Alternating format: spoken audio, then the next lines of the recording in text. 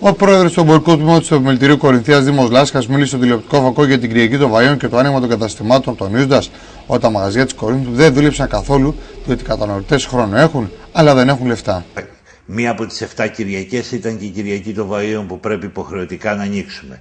Ανοίξαν λοιπόν τα καταστήματα και ειδικά εδώ στην περιοχή μας ήταν μία από τις χειρότερες μέρες. Οι λόγοι δεν είναι πότε το έχω ξαναπεί πάρα πολλές φορές, δεν είναι ο χρόνος Κυριακή ή Δευτέρα. Χρόνο έχει ο κόσμος, χρήματα δεν έχει και ειδικά αυτό το διάστημα λόγω ότι δεν πληρώσανε μισθούς και συντάξεις να δώσουν γύρω τώρα αυτές τις μέρες ώστε να έχουν για τις ημέρες του Πάσχα και τα όποια λίγα χρήματα έχουν περισσέψει στον κόσμο τα κρατάει για τα απαραίτητα του πασχαλινού τραπεζιού. Δυστυχώς άλλη μια φορά επαληθευτήκαμε ότι το πρόβλημα δεν είναι οι Κυριακές αλλά είναι τα χρήματα.